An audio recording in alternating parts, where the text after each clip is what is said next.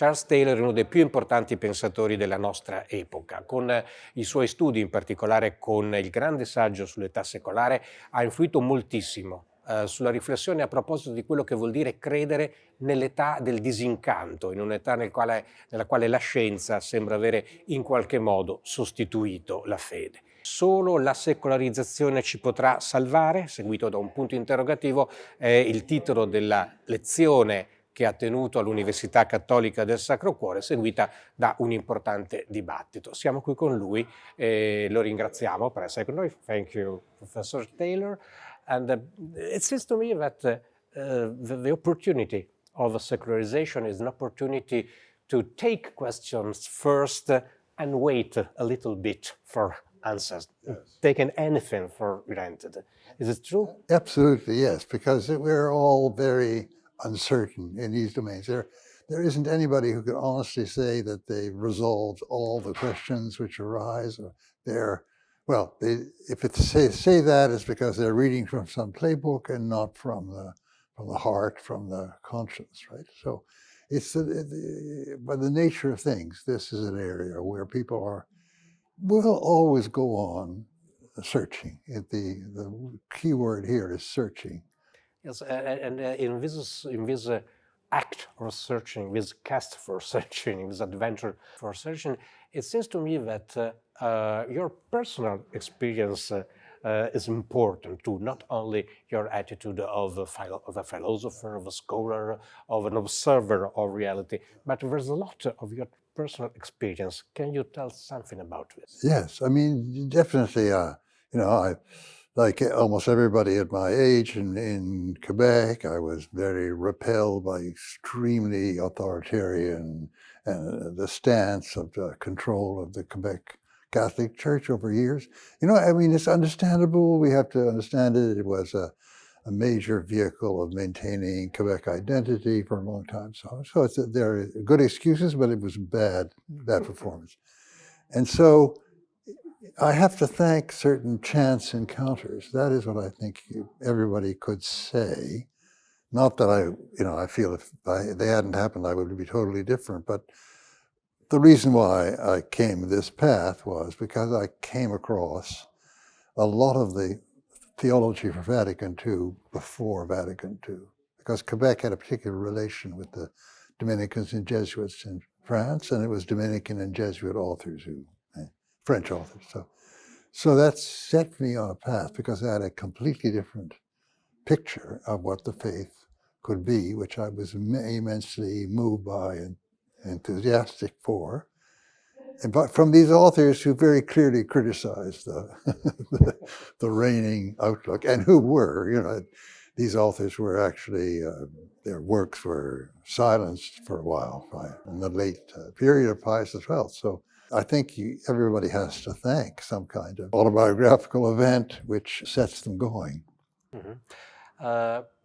We can say that the secularization helps us to accept the fact that we are all searchers. Yes. But we do not go at the same place. We do not arrive in the same place. Yes. So that, I think, is another factor of our time. And so as I grew older and so on, I recognized people who had been through similar experiences of taking a distance but some of them were for quite different faiths. Not only other Christian faith, that goes without saying, but also I met some Buddhists and so on. So there's a very interesting situation here where you find deep affinities. You find we're making the same kind of judgments about human life. When you ask them more about their sources, there are great parallels. But it's not exactly the same. And so another thing I've discovered, but this is not just in my life, is that there's an attitude of ecumenism among people who are searching, where they're eager to ask each other what their sources are, to exchange views. And there develops a kind of friendship and a kind of alliance out of that. And that's something also which is very surprising. And in a sense, I've lived exactly the period in which the ecumenicism of 1945, let's say, which was just let's not fight each other, let's not condemn each other, has evolved into this kind of much deeper ecumenicism of friendship and even, you might say, alliance in certain important causes, you know. And there's a lot of bad press about the secularization.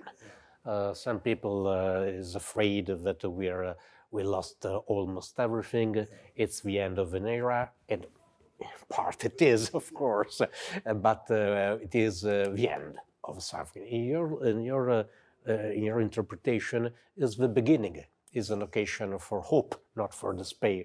And I think that hope is a core word for your work. See, because I think that I understand the feeling that things are going backwards, because I think there's a view of Christian history where it starts off with a few apostles and then more people and more people and more people are converted. And then we send them in, missionaries out to Asia. So the idea is that it's bound to keep expanding.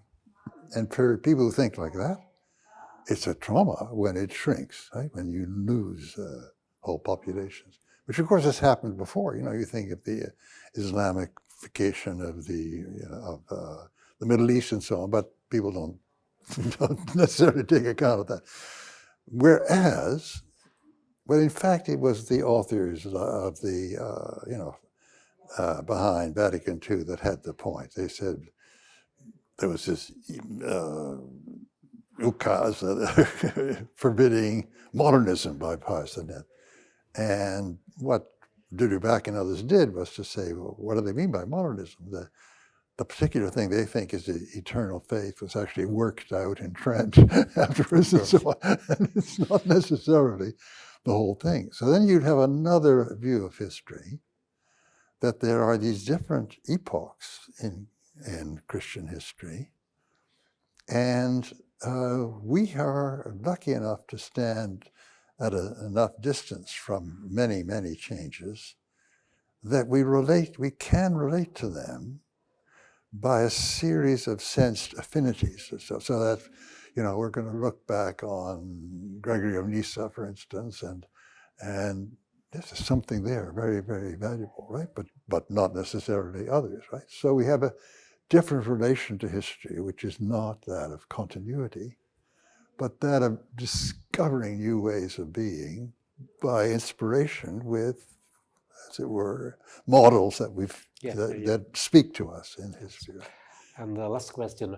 You are Canadian. Pope Francis comes from Argentina, and this far Western vision of the secularization, in a way, can help old Europe to be much more confident. Yeah, that's true. And a place like Argentina, they've been through all sorts of things. There was a lot of course, new Protestantism coming in, and it was another kind of experience altogether. You're absolutely right. Yeah. Professor Taylor, thank you so much for your work and for this strong and so helpful message of hope. Thank you very much. Thank you.